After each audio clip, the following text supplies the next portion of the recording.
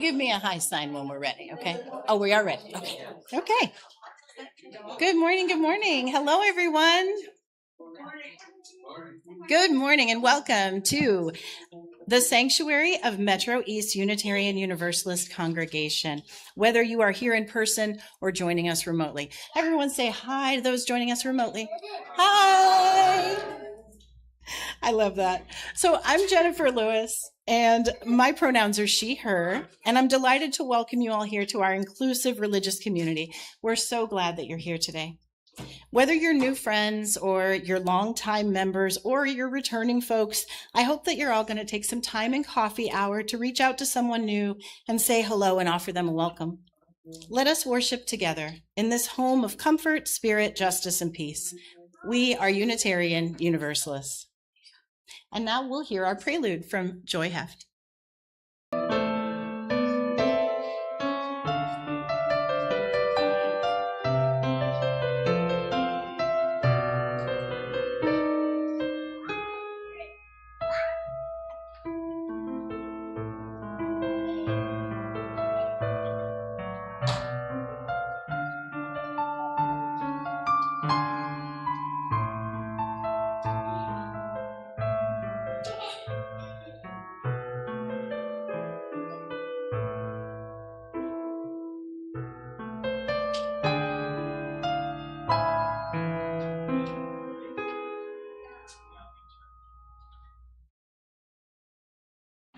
Thank you, Joy.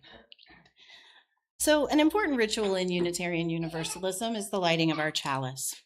Unitarian Universalists have lots of different interpretations of the flaming chalice, including the light of reason, the warmth of community, and the flame of hope.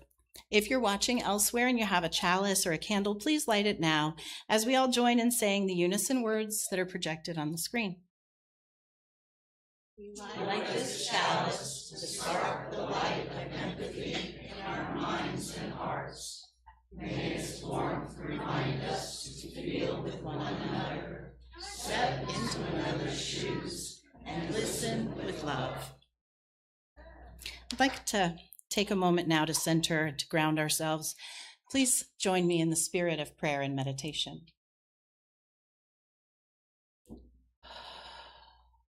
God of many names, we give thanks for the gifts we bring with us this day, for the hands that guided us to our home, for the will that allowed us each to reach out for connection, and for the family we have found.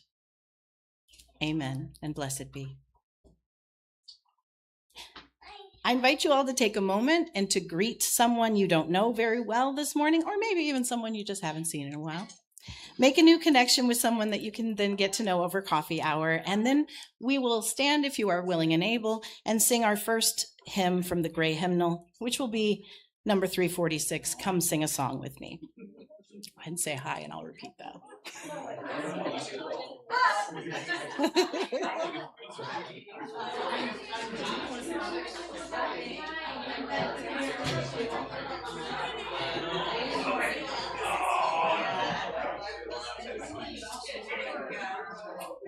Hi, I'm good. How are you doing? About 20 years. Who's sitting with the kids today? Because I think it's a little bit out. Do you need to go out there? I was like, it was Sandy. So I guess you didn't. It's fine. All right. So please stand if you are willing and able and join in singing number 346, Come Sing a Song With Me, and the words will also be projected on the screen.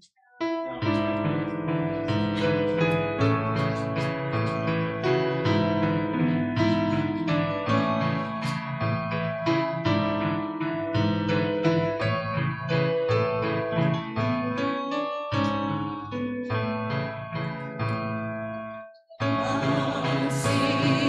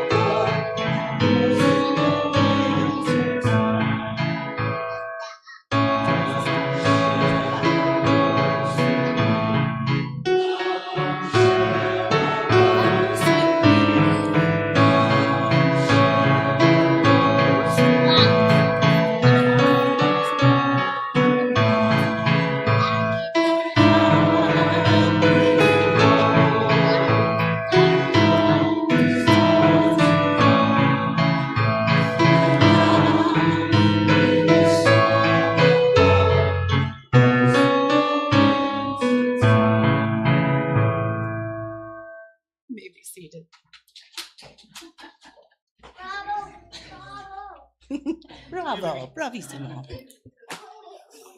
Oh, so it's a tradition here to talk about our sermons in the context of our UU values. So in that spirit, I want to ask you a question. Anybody ever get road rage? Yeah, me too. I used to get really super annoyed at a couple of really specific things that people did.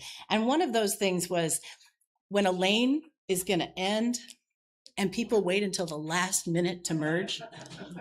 Oh, God, that made me so mad. Like, I've driven past the same signs that you have. I saw the one that said lane ending in 3 miles, lane ending in 1 mile. That's when I got over.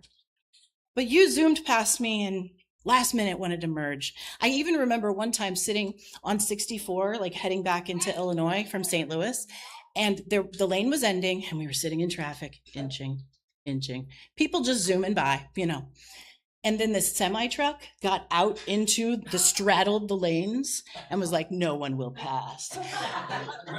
And I cheered. I was like, yes, get them, you show them. But then one day I was sitting at work and I was talking to a colleague about this. And I was like, oh, I hate it when people do that.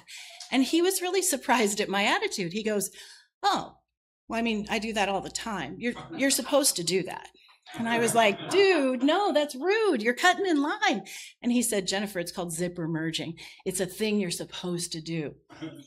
And this was a guy that I respected. I didn't think he was a jerk, So I was like, okay. So I looked it up, and it turns out he was right. That zipper merging is a more efficient way to handle construction. Now, that being said, when I see the lane ending in 1 mile sign, I still get over. I just do. It just feels nicer to me. But I don't get so mad at the people who are zooming past me because, okay, whatever. Maybe you're doing what's right. Maybe.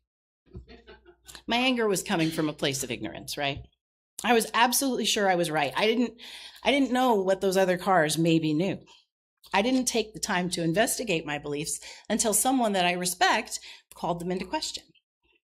So this connects really deeply, I think, to our UU values, especially interdependence and generosity, right? We live in a society with other people, and most people are actually good and just trying their best to live their best life. We need generosity of spirit to be able to give our neighbors grace.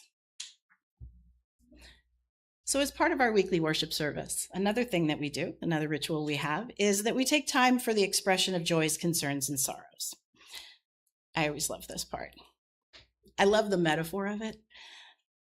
I love that when you drop a stone into water, it sends out ripples in the world like an echo, right? I love that we can send our thoughts in the same way, outward, quietly, in our community. And we know that they're going to be received in love by the people here. So if you would like to recognize a joy, a sorrow, or a milestone, you can come forward down this aisle, grab a stone or several stones, and place them in the water to represent your joys and sorrows. There are stones here at the front. I invite you now to come forward and choose a stone and place it in the water, a symbol of what you carry in your heart. Let us be in a spirit of prayer and meditation.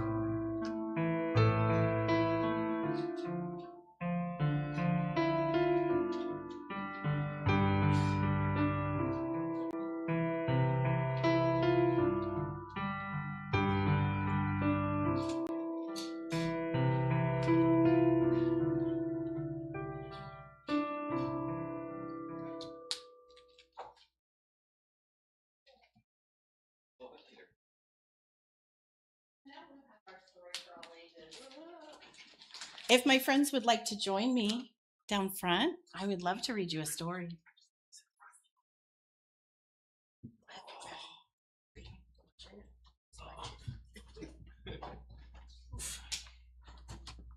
I would sit on the floor with you. You know I would, but then the microphone wouldn't hear me. Oh, yeah, that's why. Yeah. You just turned it off. I did? Did I turn it off? Oh, I thought I was turning it on. It should be green on the other side. Yeah, you turned it off. It wasn't. Oh, it's green now. Okay. Hi. We got Okay. Today's story is called Potato Pants. I like a funny story. Okay. So, Potato Pants by Lori Keller. Potato is excited. That's why he's doing the robot. Right? But he calls it the po-pot. He says, I call it the po-pot because I'm a potato. He's excited because today, for one day only, at Lance Vance's Fancy Pants store, they are selling potato pants. Yay! Look how excited he is. Potato knows every tater in town will want a pair, so he's there early.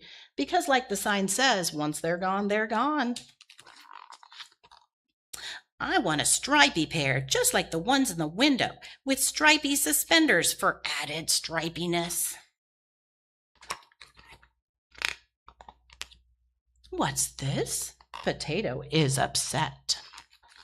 That's why he stopped doing the robot. He's upset about the eggplant who just walked into Lance Vance's Fancy Pants store. What's he doing here? Eggplants don't even wear pants. Yesterday was Eggplant Pants Day. Okay, so. But potatoes don't wear pants either. Potato won't go into Lance Vance's Fancy Pants store now because of that eggplant. That eggplant is nothing but trouble. Yesterday, I was walking along minding my own potato-y business. Out of my way, pow! When he ran by and pushed me right into a trash can. If he sees me in Lance Vance's Fancy Pants store, he'll push me again and ruin my brand new potato pants. Poor Potato. It's not easy for him to watch all the other potatoes walk in and buy their new potato pants. Look how sad he is. I love my new potato pants. We love ours too. Mine have polka dots and ruffles. Mine have big pockets.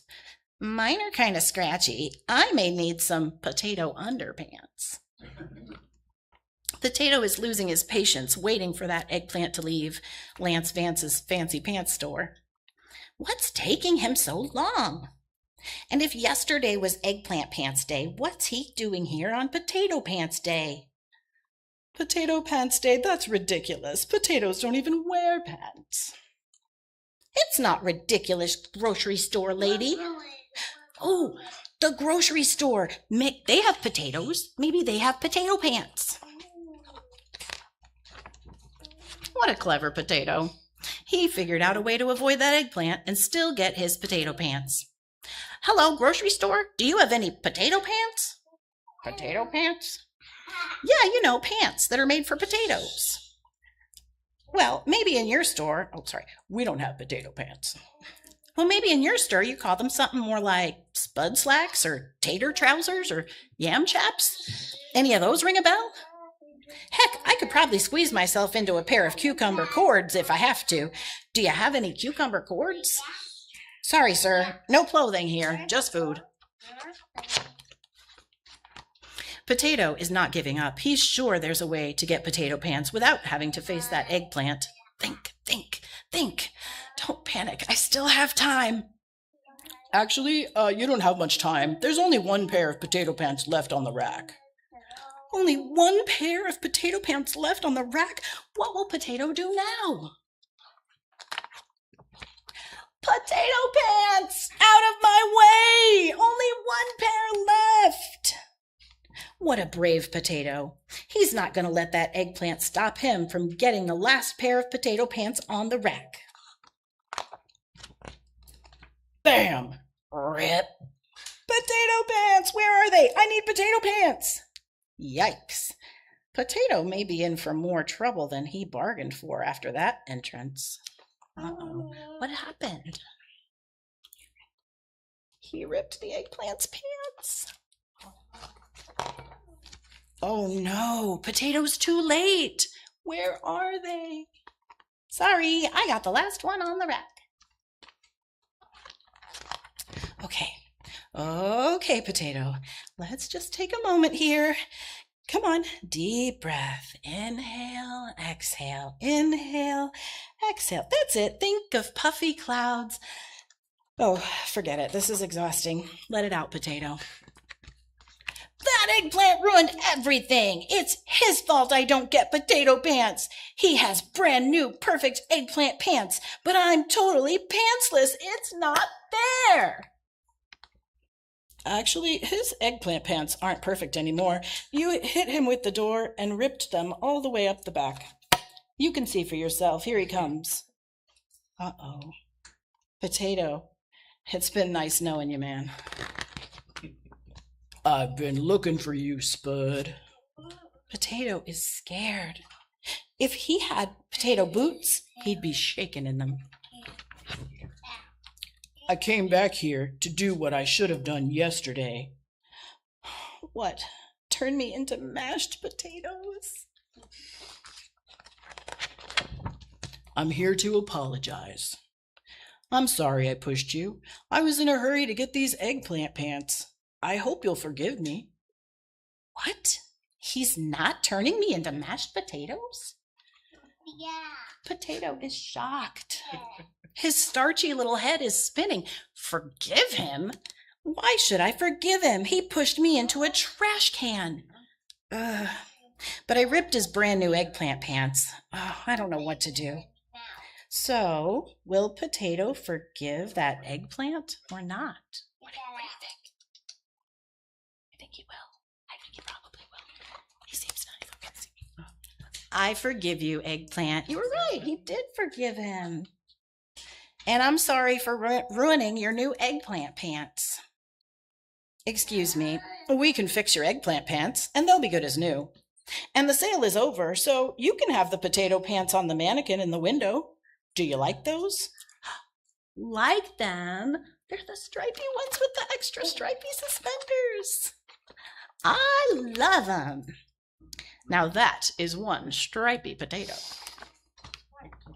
Potato's favorite thing about his new potato pants, besides their stripiness, is that they also make great robot pants. Pobot pants, says Potato. Eggbot pants, says Eggplant. The end. And then this is the creator of potato pants. His name is Tuberto. Tuberto is inspired to create his potato pants after not being able to find pants that fit him properly. Now he's busy designing a full line of potato fashions for the active and the couch potato. Thanks, guys. Now, Pobot, back to your seats.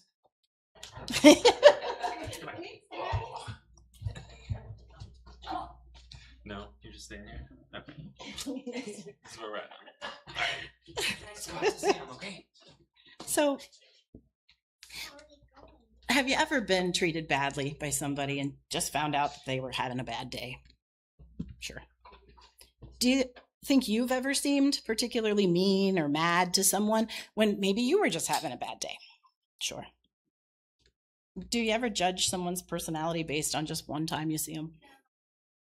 I think we all do. It's very human, or very potato. For our next hymn, you can remain seated. We are going to sing number 188, Come, Come, Whoever You Are. Words are in the hymnal and also on the screen. Oh. Okay, we're going to sing it through twice.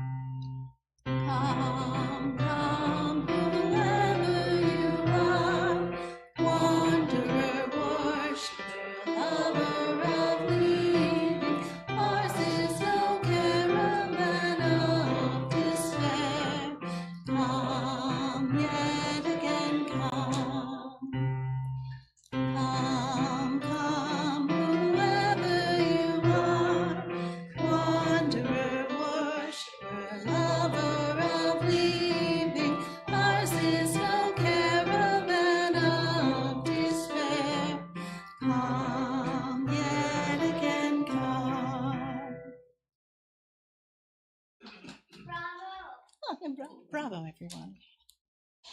So, too many people today seem to have a distorted view of strength.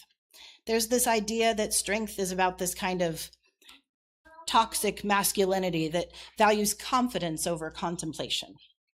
Our culture encourages a strength that makes assumptions, right? A strength that never reflects on its own actions, a strength that certainly never admits it's wrong. But this kind of strength can feel really good. It's simple, and that's comforting. The biggest stick wins, and if you've got the biggest stick, that feels pretty good. It can feel powerful, like an oak tree. But this kind of unflinching, never bending kind of strength, it can't withstand the strongest winds. As we know, we know that strength comes from flexibility of thought and resilience of spirit. Real strength comes from understanding other people's viewpoints, valuing everyone's contribution to society, and fighting for fairness for everyone. We don't strive to be oak trees. We strive to be like palm trees that can withstand hurricane-level winds by being strong enough to bend. So, what does this look like in real life? So I want to tell you a story about a boy. I taught him several years ago. Jesse was a senior in my title English class. Title class means that it's made up of 12th graders that are reading significantly below their grade level, sometimes as low as 4th or 5th grade. Jesse had an IEP, an individualized education plan, which meant that he had a special education case manager since he was dealing with some other learning disabilities. His name was not Jesse, and I'm not going to share a lot about him because I want to maintain his privacy. But Jesse was something else. He walked into class on the first day and sat down without talking to anybody. He didn't, mill about. He went straight to a seat and he put his head down on the desk. I came over because I'm one of those teachers. I always have a seating chart, even on day one. So I came over and said, we got a seating chart. He didn't give me any trouble. He said, oh, huh? Okay, where do I sit? I showed him. He sat there and he kept his head up. So, hey, it was a win. Before long, though, Jesse asked me if he could use the restroom. Day one, not a great sign. So I said, do you really have to go? And he went, yes. And I said, okay, go ahead. So I let him go. He came back a few minutes later in an absolute rage. He threw open the door. He said, man, I hate this effing school. And went to his seat and sat down. Now, I wasn't afraid of this kid. Maybe I should have been, but I wasn't. His anger wasn't directed at me. He was just frustrated. Like I felt that frustration. And I was really curious because nobody goes to the bathroom and comes back screaming. You know what I mean? Like something happened. So I said, okay, whoa, what happened, Jesse? He grabbed a desk chair, slammed it on the floor and sat heavily and said, nah, man, I just went to the bathroom and this B gonna ask me, was I vaping? Of course, he didn't say F and B. He said the words. It was very startling. And he goes, I wasn't doing nothing. And I said, okay. So I walked out into the hallway and I saw my colleague out there who was looking shell-shocked. I asked her what happened, and she said that she smelled something near the bathroom. So when he came out of the bathroom, she simply said, hey, was somebody in there vaping? And he freaked out. And she tried to get him to come back and talk to her, but he wouldn't. He just came straight to my room in a rage. So I came back into the classroom and I said, okay, so Jesse, it doesn't actually seem like you're in any trouble out there. The only thing you've done wrong is how you reacted when you came in here. And I just don't understand what's happening. And he said, somebody's always got something to say to me. I hate this school. So I grabbed a chair and I pulled it over to him. I should tell you, this was one of those years that I didn't have a lot going on day one. I was being that teacher where we were just like, here's the syllabus, let's look at it. So it was fine to detour a little bit, and he needed this detour. So I grabbed a chair, I sat down next to him and I said, okay. And then I heard another student say in the class, she gonna say, okay. Like they were astounded that I was reacting the way that I was. And it makes sense. I mean, honestly, if I had been a different kind of teacher, when Jesse came in that way, the first thing I would have said is, oh no, turn around, out. You're not staying in here. But I didn't understand this reaction. I was really genuinely curious. What causes a boy to go from 0 to 60 like this? So I said, I'm sorry, man. This reaction just seems really big for what's happened. So I'm trying to understand what's going on. And Jesse looked at me then. This baby-faced white boy with feelings way too big for him. I saw his anger, but I also saw some fear. And something struck me as very sad about Jesse. I didn't understand him at the time, but I knew this boy was very volatile if this was his behavior on day one. So I figured my best option was just to de-escalate the situation, move on, and evaluate it later. So I said, well, you aren't in trouble. So do you feel like you can stay here in class, or do you want to go down to the office or the counselor or the nurse? I offered him anywhere. He said he could stay in class. So I got back up and kept going over the syllabus with the rest of the class. I mean, he stayed awake and he even paid attention a little. I mean, I think everybody was paying a little more attention after that outburst. So as soon as I had a free period after that, I went and talked to his case manager. I wasn't sure how to proceed with the situation. Up until now, I had relied on instinct, right? I stayed calm, I de-escalated, but I wasn't sure what to do with Jesse. And if this was going to be something that he did regularly, that was unacceptable. So the case manager told me that Jesse had had a rough life. His mother was on and off again drug addict. She moved the family from boyfriend's house to boyfriend's house to boyfriend's house throughout his childhood. Dad had never been in the picture. At the end of the previous school year, that would have been his junior year, Jesse wanted to continue with his senior year, but his mom wanted him to drop out of school. He was working at a landscaping business, and she wanted him to start working full-time so that he could help support the family.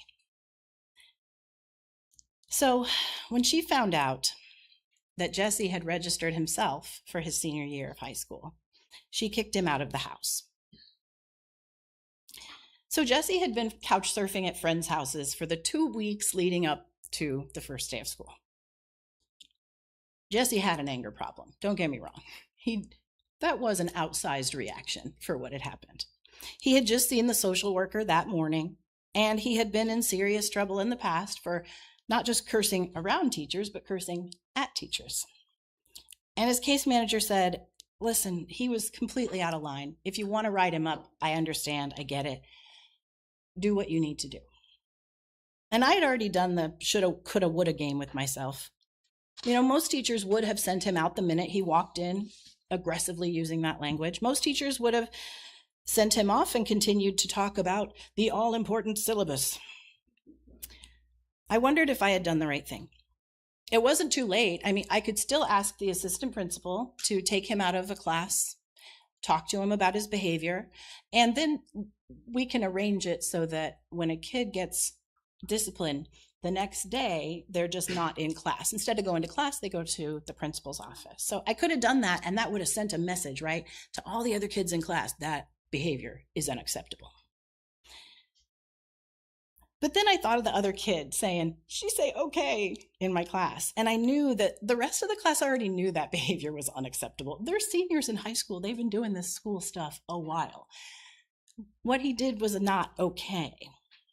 But they also knew that if you were having a bad day and made some real stupid decisions, I was a teacher who could help calm you down. I was a teacher who cared about what happened to make you act badly rather than just caring about the bad actions. I also thought about Jesse getting kicked out of his house because he wanted to come to school, because he didn't want to grow up too fast. And I didn't write Jesse up. When you grow up in a system where you have no agency, a system where you are told what to do and how to do it by someone who is supposed to know better than you, a system where as you get older, the person who is supposed to know better than you, it becomes more and more clear they do not. When you are growing up in a system where you are always drawing unwanted attention from adults, you might just overreact to being questioned in the hall when all you wanted to do was pee. And that class, Jesse's class, that was a great class. It was amazing. Because I didn't take his personality or his behavior personally, and instead I gave Jesse space to talk about what was going on, I empathized with the difficulty that he was having, I gained a lot of respect from those kids on day one. I often appreciated Jesse for giving me the opportunity to do that, to show the students who I was right away. Jesse graduated that May. It wasn't long before Jesse's mom took him back in. He did have a job, after all. But she had clearly been using again, and he didn't stay at home very often that year. He struggled, but he made it, and the last I heard, he was working full-time for the landscaping company and thinking about joining the military. You know, strength, as it is sometimes defined by our culture, requires you to always know everything and never back down when challenged. If I had done that with Jesse, I can't say what would have happened, but I know that I would not remember that class as fondly as I do. This is one of those rare classes you teach that formed a real bond. Everyone looked out for each other. They always wanted to work with partners, and when they helped each other, they didn't just give them the answers, they actually helped each other.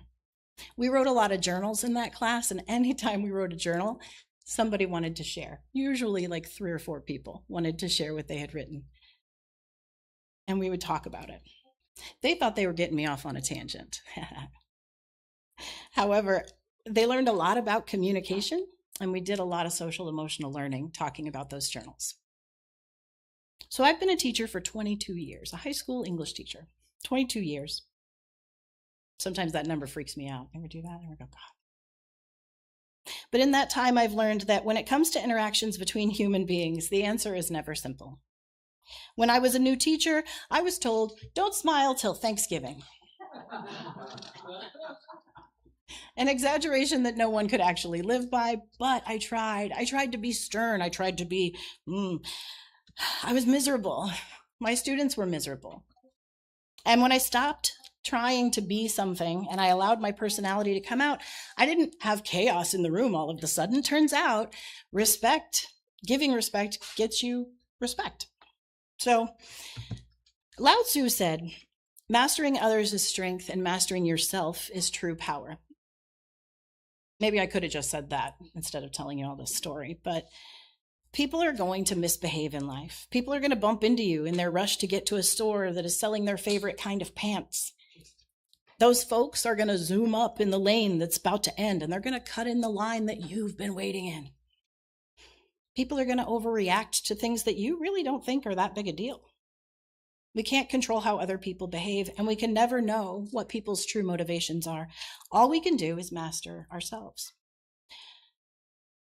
It would be better in those moments of frustration and confusion to remember that when it comes right down to it, most people are just doing their best. I would like to take a moment to say that I'm aware there are people who are not just doing their best, but actively denying some of our friends, some of our loved ones, their right to exist. I am in no way suggesting that we give grace to bigotry. But as our friend Sayer Johnson stood in this spot a few weeks ago and told us when we learned about his transmission, that he's been out talking to people, sharing stories, connecting on a human level, and that's changing people's hearts and minds. So I know that our grace can be powerful. Also, as a congregation, we're going to be making some decisions together pretty soon. And in those decisions, we may not always see eye to eye. But one thing I've learned working with kids is that deep down, we all want the same things. We want to be safe. We want to be loved.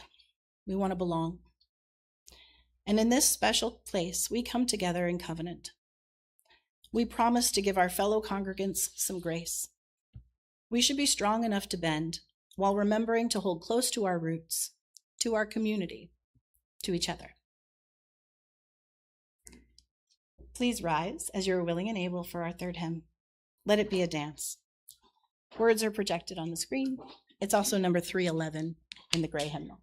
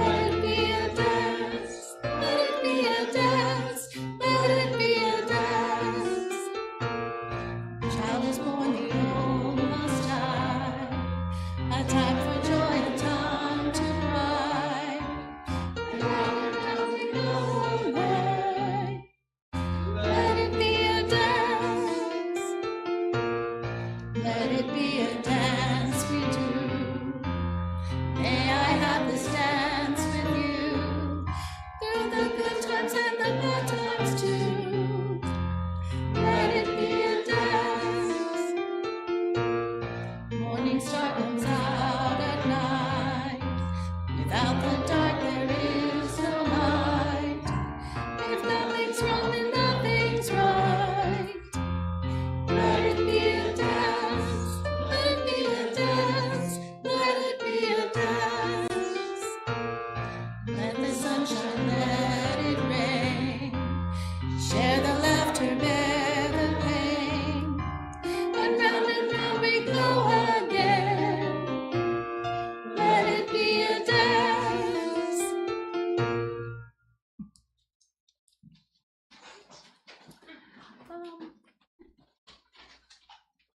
You good?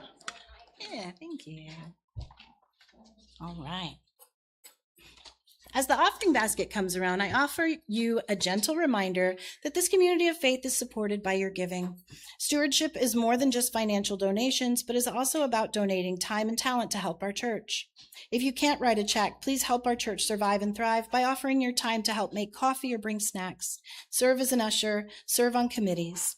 All are needed to help our church prosper. Also, if you give cash, please let us know who you are by filling out an envelope. I never know who gives or how much, but the board needs to know who is eligible via our bylaws, although nobody but the treasurer and the financial people know about the amounts. However, if this is your first time here, you are not obligated to give, as we want this service to be our gift to you. I feel like we should probably say that first.